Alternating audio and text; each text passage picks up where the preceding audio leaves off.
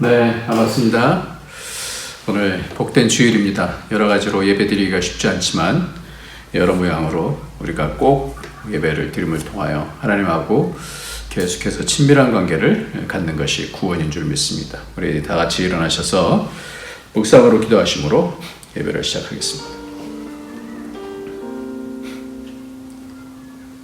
하나님의 말씀을 너에게 일러주고 너희를 인도하던 자들을 생각하며 그들의 행실의 결말을 주의하여 보고 그들의 믿음을 본받으라.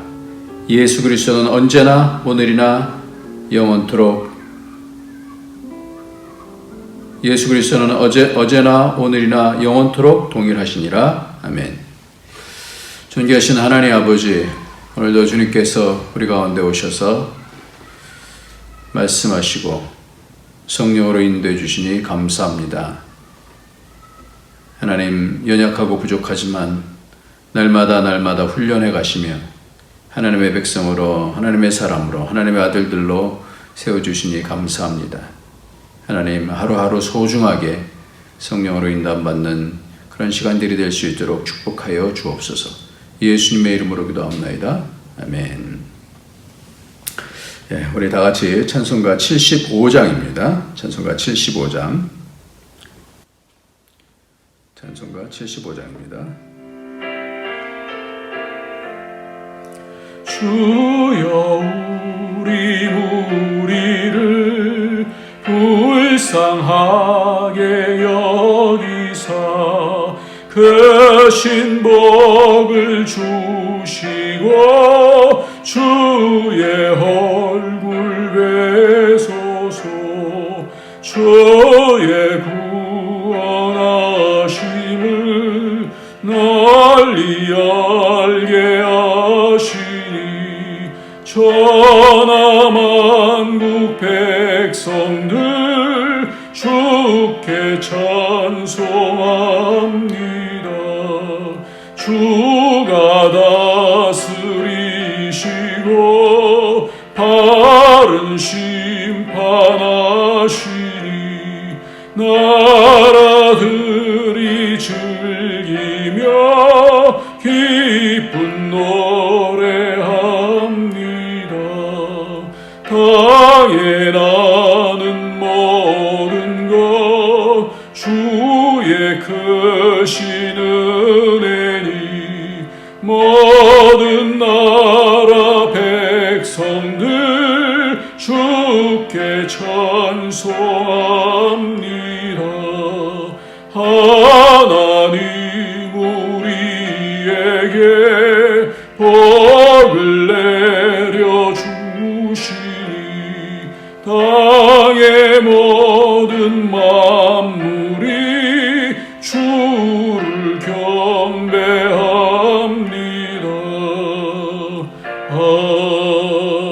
아멘.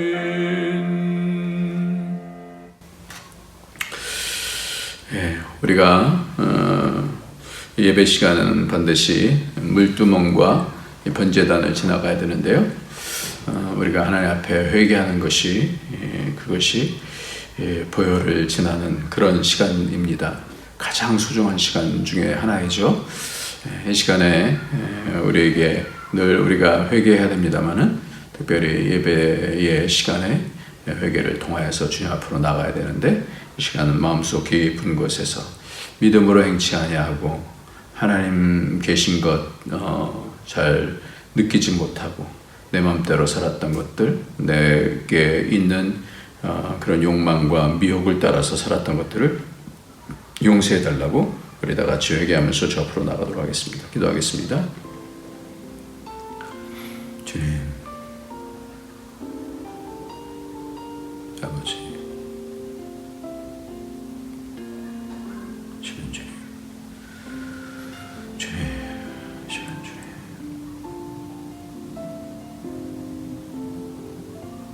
아버지,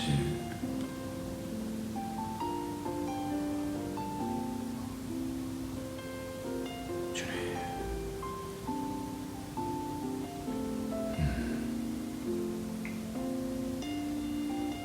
아버지 정결한 자들이시다. 놓치지 않게 하시고, 놓치지 않게 하시고.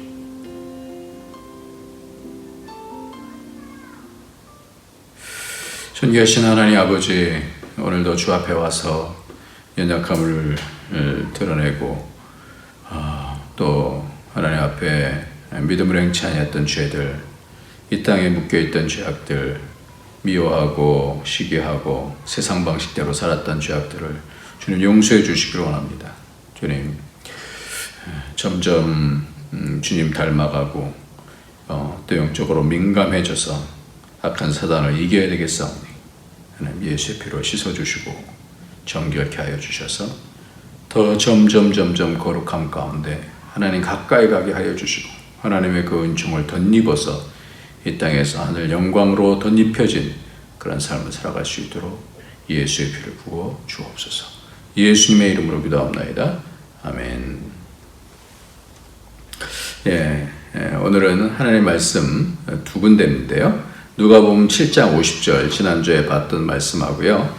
마태복음 26장 26절부터 28절까지 말씀입니다. 오늘은 성찬식이 있어서 이 두 가지 말씀을 같이 보도록 하겠습니다. 누가복음 7장 50절 말씀 먼저 읽습니다. 같이 읽습니다. 시작. 예수께서 여자에게 이르시되 내 믿음이 너를 구원하였으니 평안히 가라. 이 말씀 말고 죄송합니다. 누가복음 7장 조금 더 앞쪽에 있는 그런 말씀이에요. 앞쪽에 누가복음 7장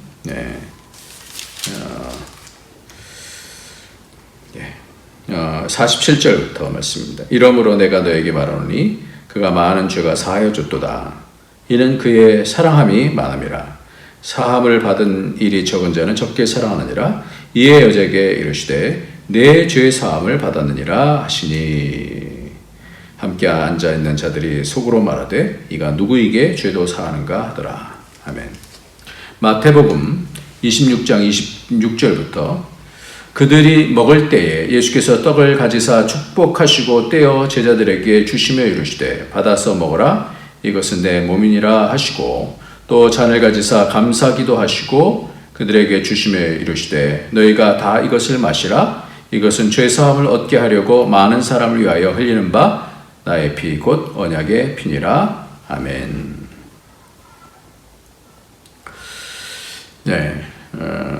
여러분들 혹시 이은혜 씨라고 들어보신 적 있으세요?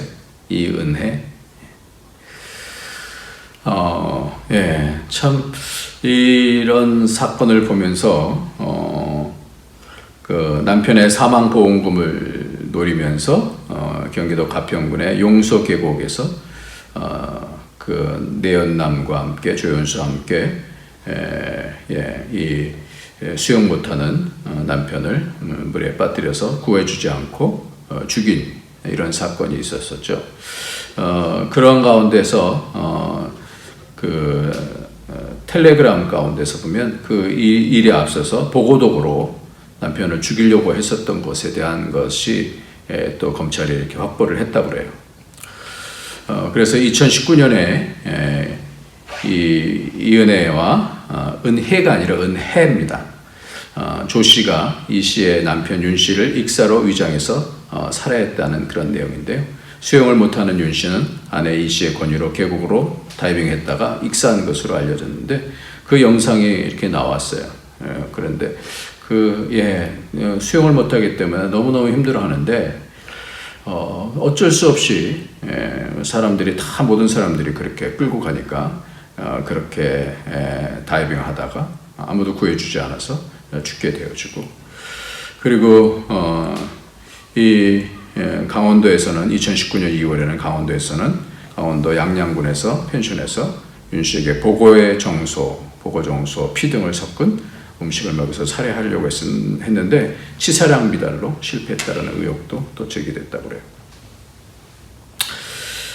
보고독을 이만큼 넣었는데 왜 안 죽지? 라는 그런 내용이 있었다고 그래요. 그리고 대포폰 20여 개를 찾아냈고 거기서 경찰 수사에서 미처 확보하지 않은 증거들이 나왔다라고 이렇게 얘기하고 있습니다.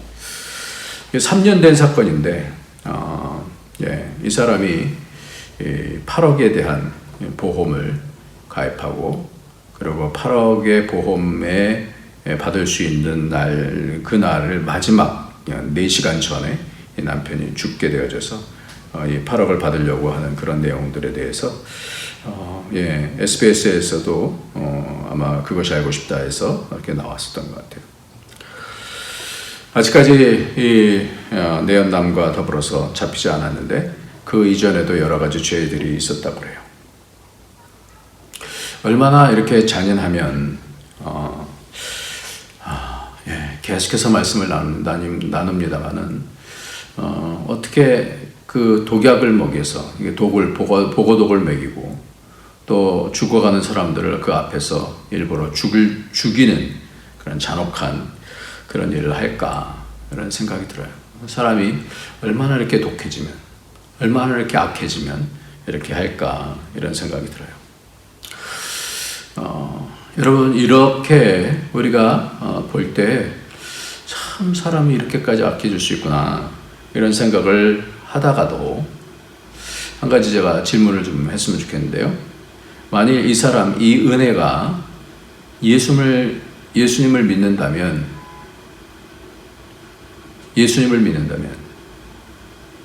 그런 죄사함을 받을까요?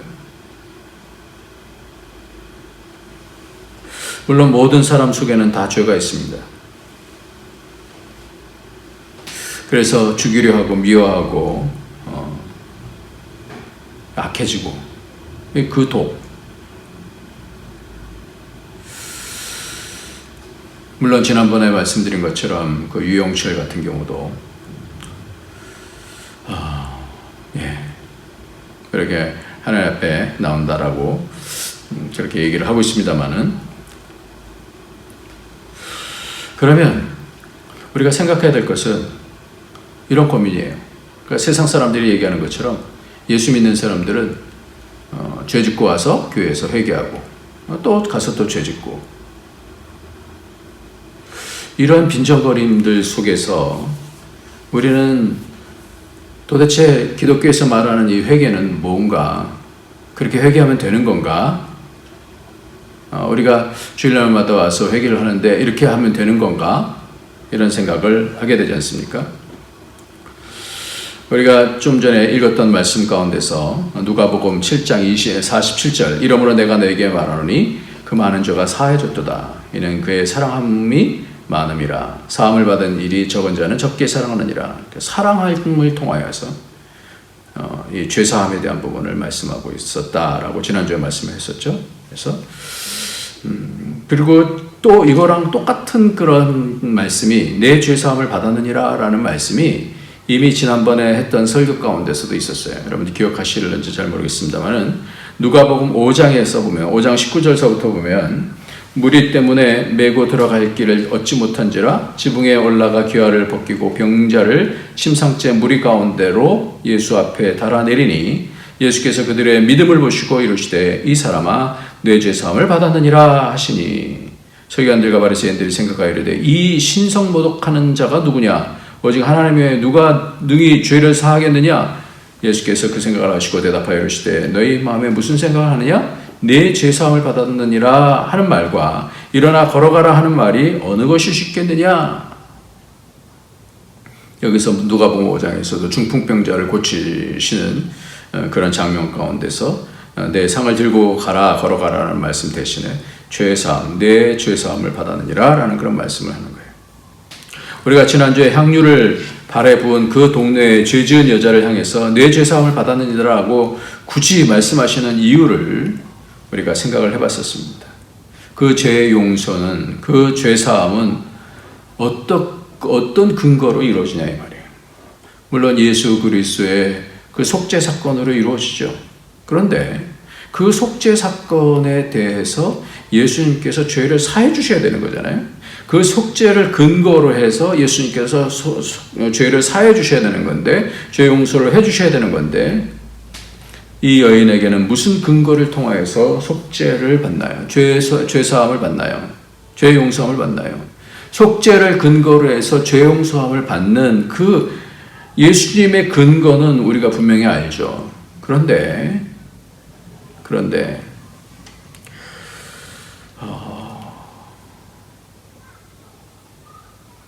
그러면 예수님께서 이렇게 죄사함을 받았느라고 굳이 말씀하시는 이유가 뭐냐라는 거예요.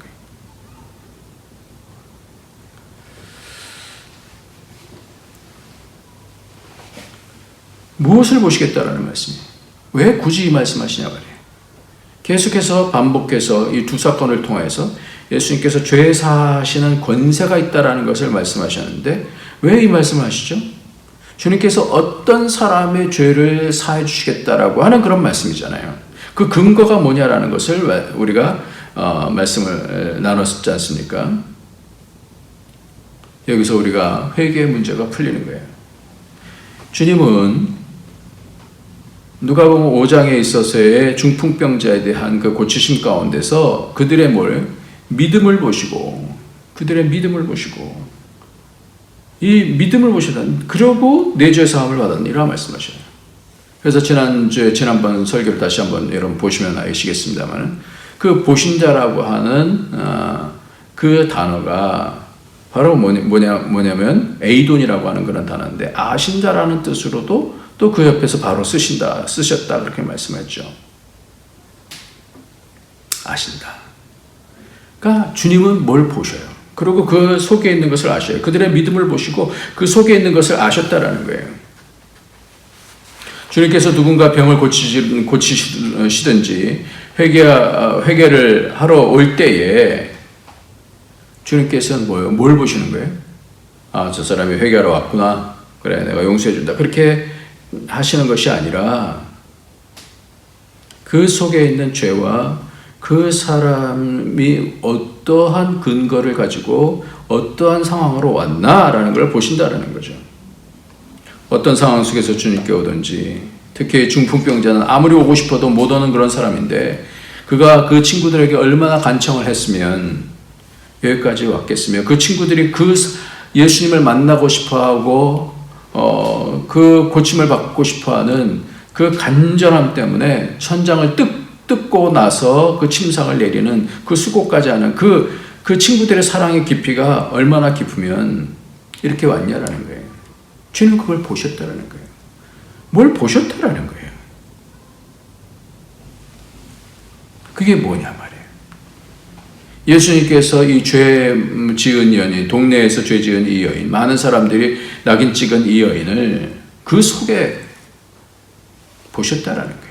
지난주에 말씀드린 것처럼 500데나리온이든지 50데나리온이든지 사람이 볼 때는요, 그게 커 보이지만, 차이가 커 보이지만 하나님 보실 때는 다 똑같은 거 아니에요?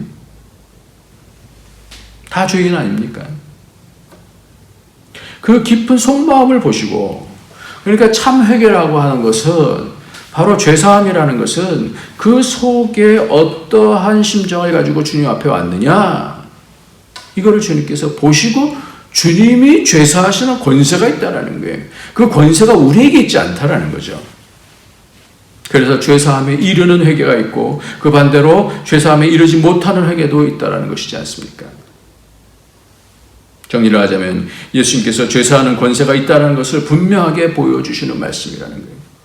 주님이 죄사하시는 권세가 있는데 그 권세가 무엇을 근거로? 바로 예수님께서 우리를 위해서 속죄해 주신 그것을 믿는 것과 더불어서 그 심령 속에서의 그 근거, 애통하고 그 죄에 대해서 다시는 짓지 않기를 바라는 그런 하나님 앞으로의 돌이킴과 그 속에 있는 참된 회개를 주님께서 보신다는 거예요. 가인 같은 경우는 제사를 드렸죠. 주님이 안 받으시잖아요. 나는 회개라고 해도 주님께서는 그 회개를 회개라고 인정하시지 않는다면 안 받는 것이고, 내가 회개했을 때 주님께서 내 심령의 깊은 것을 보시고, 진짜 회개하는 거, 진짜 돌이키려고 하는구나. 연약해서 실수하고 연약해서 잘못하는 것, 애를 쓰는데도 불구하고 여전히 죄에 묶여있기 때문에 못하는 것에 대해서는 주님께서 이해를 하시면서 점점 그 회개를 통하여서 거룩하게 만드시려고 하시는 것이지 않겠어요? 그러니까 그 권세가 누구에게? 그 권세가 주님께 있다는 거예요. 죄를 사해 주시는 권세가 있음을 나타내는 거예요. 그러니까 그 권세가 있다는 말씀은 주님께서 그 회개에 대해서 판단하시겠다는 말씀이시죠. 그래서 그 동네에 죄 있는 여인도 그 중심을 보시고 그 애통함과 간절함과 그 주님 앞에 나와서 주님만이 주인이십니다. 그 간절함을 보시고 용서해 주셨다는 거예요. 사도 바울 같은 경우도 갈수록 깊어지잖아요. 신앙이 깊어지고 자기를 헌신하면 헌신할수록 회개를 하면 할수록 죄가 적어질 텐데, 그런데 이 사도 바울 같은 경우는 나는 지극히 성도 중에 지극히 작은 자요 죄의 내 괴수다라고 그렇게 자기 자신을 자기 깊은 것을 들여다본다는 거예요.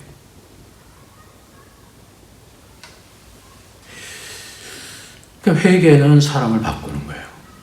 왜 회개를 하나님께서 주시나?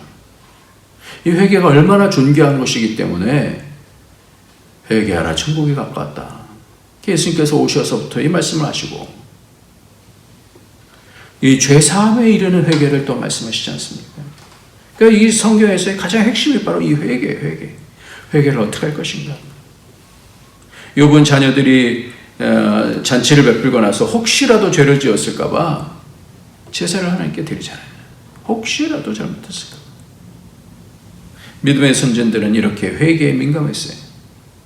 우리나라에 1907년에 대부흥운동이 일어나서 평양 대부흥이죠. 그래서 평양이 거의 기독교화된 것처럼 그렇게 말씀을 하고 있는데 몇 퍼센트 되지 아니하는 그런 믿는 사람들을 통하여서 대한민국이 얼마나 큰 복을 받게 되었습니까?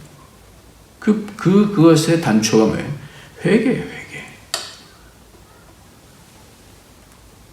회개는 하나님 앞에 겸손하게 사는 것. 하나님 앞에 겸손하게 사는 것. 그러니까 회개를 하면 우리의 성품이 하나님 앞으로 간다는, 우리의 성품이 하나님을 닮아갈 수 있다는. 그래서 기독교의 핵심은 바로 이 회개에 있다라는 생각이 너무나 많이 들어요. 너무나 많이 들어요. 그 많은 것 많이 아는 것보다도 더 중요한 것이 바로 이 회개구나. 하나님께로 돌이키는 거구나. 그래서 구약에서 회개는 슈브라고 해서 돌이킨다라고 하는 뜻이에요. 돌이킨다. 이거를 놓치면 구원파적인 믿음이 됩니다. 나 회개했으니까 용서받았어. 스스로 판단하는 거예요. 아니에요. 그리고 어떻게 하냐면 몇 날 며칠 몇 시에 내가 막 뜨겁게 막 감동이 됐어. 그럼 나는 구원받은 거예요. 그 근거가 뭐예요? 자기예요. 자기에게 있어요. 그 구원이 얼마나 큰 것인데 그것만 강조해요. 은혜가 얼마나 큰 것인지만 강조해요.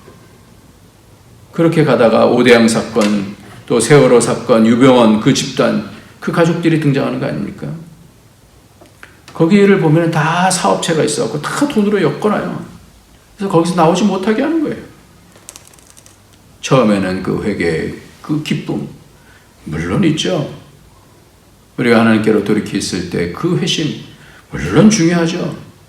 근데 왜 주님께서는 계속해서 발을 씻어야 된다 말씀하고 계시는 거예요? 왜 회개를 할 필요가 있다라고 말씀하시냐 이 말이에요. 회개는 하나님께서 그 회개를 보시고 죄사함으로 판단하실지 않으실지를 보시는데, 우리의 회개를 이 근거를 삼지 않고 예수님의 그 십자가 사역을 근거로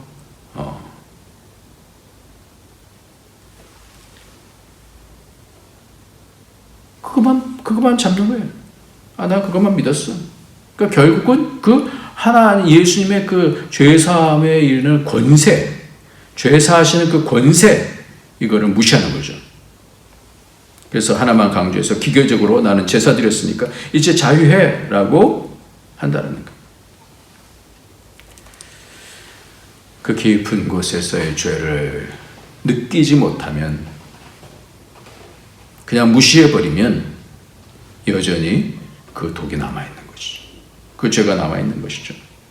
그래서 그 죄를 분별할 수 있어요. 그래서 가장 중요한 게 선악을 분별해야 되는 거예요. 내 속에 있는 악이, 내 속에 있는 독이, 내 속에 있는 죄가 어떤 것인지, 얼마나 내 영혼을 파멸시키고 남의 영혼을 파멸시키는지. 그래서 그것을 또 돌이키고, 그 돌이키면서 예수의 피를 통해서 씻어낼 때 우리의 심령이 바뀌어지는 거예요. 그러면서 주님께 연결되는 것이지 않습니까? 그런 의미에서 밀양이라는 영화가 반기독교적인 영화라고 하는데 뭐 그럴 수 있어요. 그런 것도 같아요. 너무 치부를 다 드러내니까. 그러나 사실은 기독교 안에 있는 가장 큰 핵심을 지적한 영화라고 저는 그렇게 생각을 해요. 회개했으면 되나? 내가 용서 안 했는데. 잘못하고 교회 가서 회개하면 끝인 기독교로는 설득력이 있을 수가 없어요. 그런 기독교라면 저도 믿지 않을 것입니다. 믿음은 하나님이 판단하시는 거예요. 주여 주여 하는 자들이 아니라 그 열매를 보고 알겠다, 그렇게 말씀하시지 않습니까? 오늘 두 번째 본문인 이 말씀, 마태복음 26장 28절에 이것은 죄사함을 얻게 하려고 많은 사람을 위하여 흘리는 바 나의 피 곧 언약의 피니라. 여기도 뭐예요? 죄사함에 대한 부분.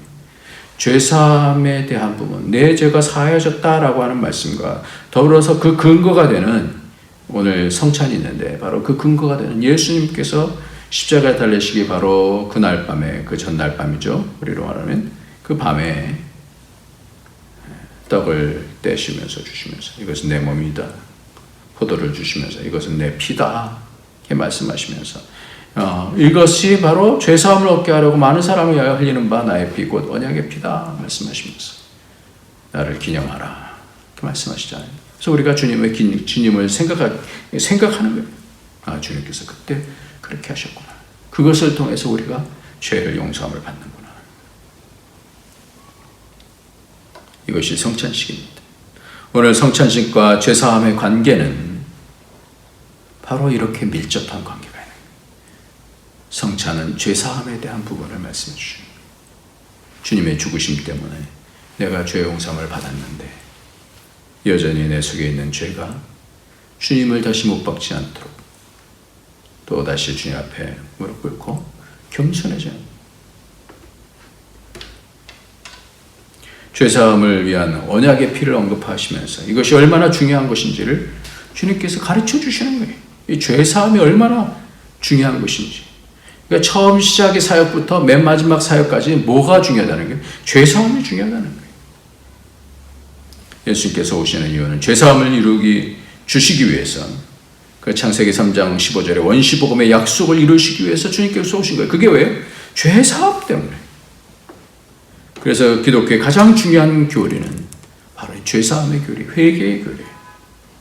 교리로서 이해가 아니라 성령을 통해서 우리가 이 마음 깊은 곳을 찾아가야 되는 거예요. 죄가 어디에 숨어 있는지 성령의 빛을 통해서 그것이 샅샅이 보여주는 거예요. 사랑하는 여러분, 혹시라도 하나님과의 관계 속에서 막힌 곳이 있다면 꼭 깊이 회개하시기 바랍니다. 우리가 죄가 없는 사람이 어디 있겠습니까? 우리는 이 회개의 깊이가 바로 신앙의 깊이다라는 것을 깨닫게 되죠. 사람과의 관계에 있어서도 나는 괜찮아 하지 말고 상대방의 마음을 살펴서, 그래서 먼저 예물을 드리기 전에 먼저 형제와 사화라 이렇게 말씀하잖아요. 마음을 살펴요. 누가복음 맨 뒤에도 오늘 누가복음에 대한 말씀을 두고 마태복음까지 했습니다만은 누가복음 맨 마지막에도 또 이르시되 이같이 그리스도의 고난을 받고 제3일에 죽은 자 가운데서 살아날 것과 또 그의 이름으로 죄 사함을 받게 하는 회개가 예루살렘에서 시작하여 모든 족속에게 전파될 것이 기록되었으니 너희는 이 모든 일의 증인이라.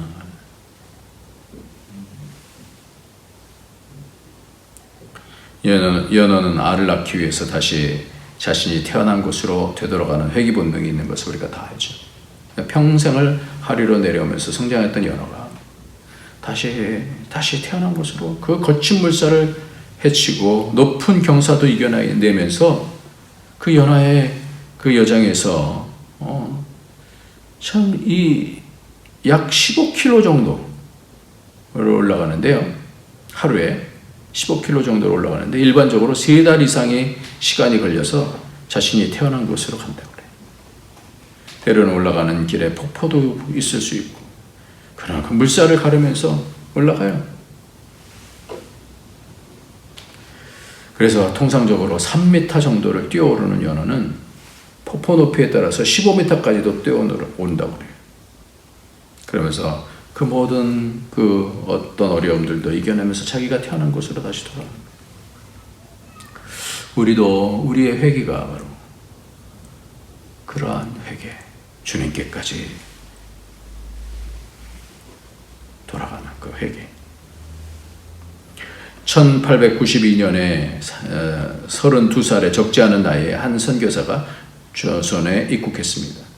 그는 선교사들의 집단 거주지가 아닌 가난한 조선인 마을에 집을 얻어서 생활하면서 조선의 가장 낮은 자리에 시선을 두었습니다.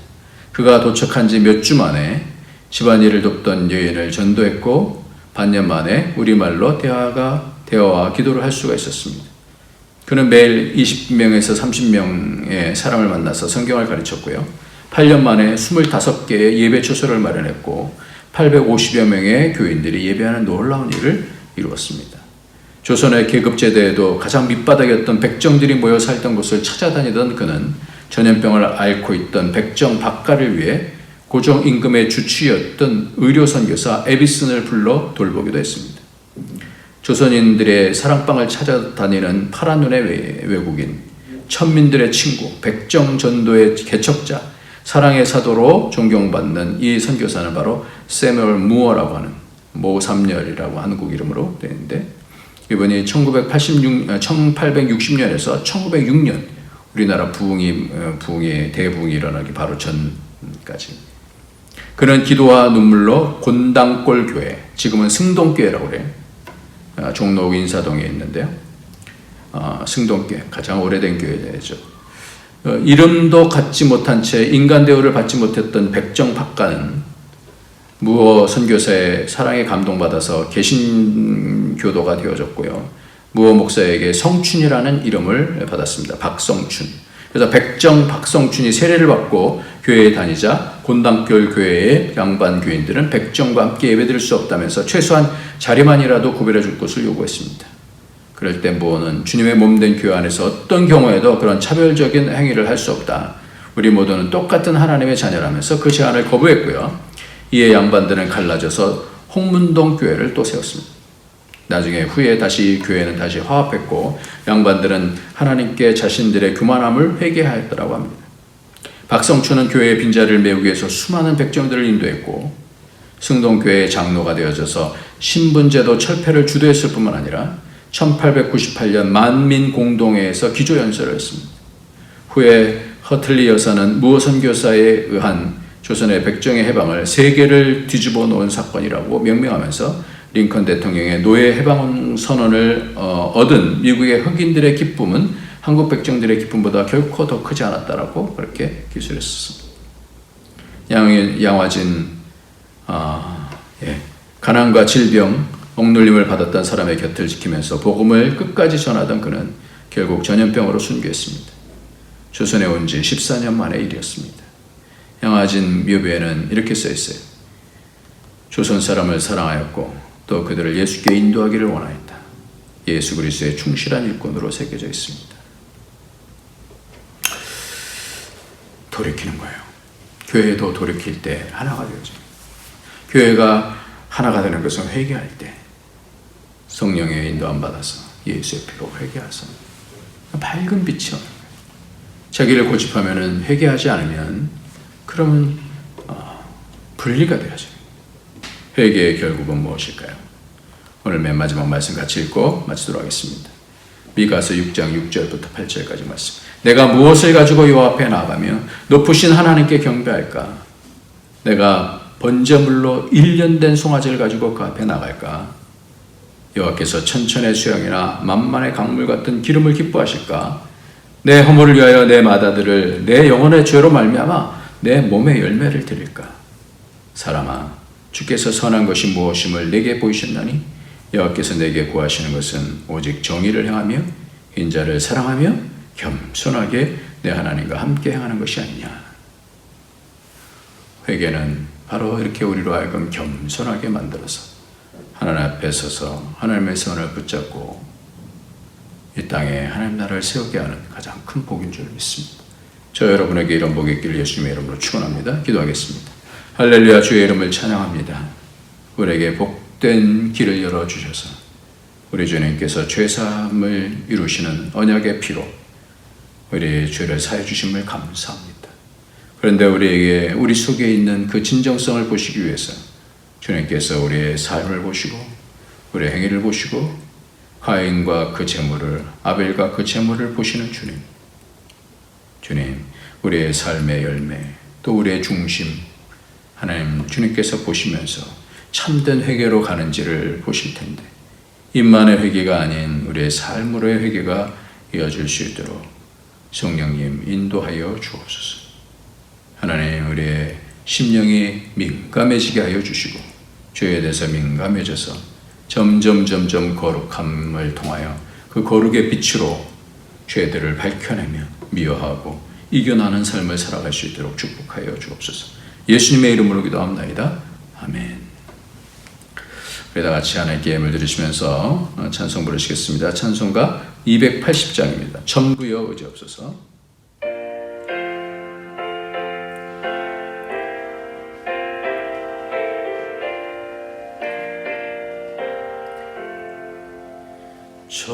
전부여 의지없소서 손들고 옵니다. 주 나를 외면하시면 나 어디하리까.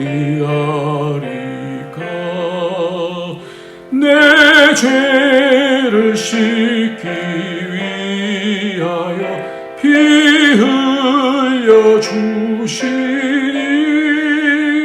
곧 회개하는 마음으로 주 앞에 옵니다. 전부터 계신 주께서 영축을 죄인을 보혈로 구해 주시니 그 사랑 한없네.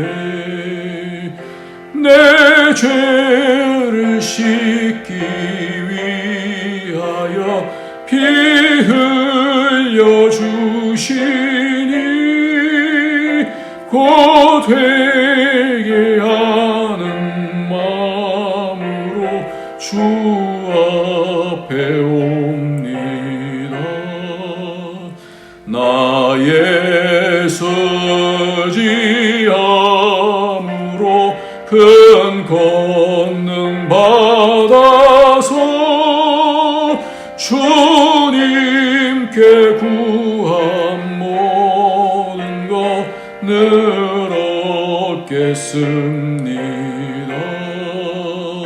내 죄를 씻기 위하여 피 흘려 주시니 곧 회개하는 마음으로 주 앞에 옵니다.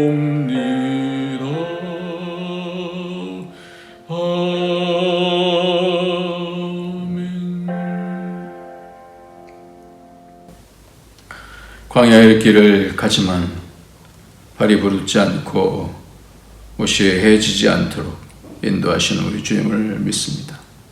이 땅에서 여러 가지 삶을 살아가면서 하나님의 은혜와 도우심과 인도하심을 통하여 우리가 있음을 고백합니다.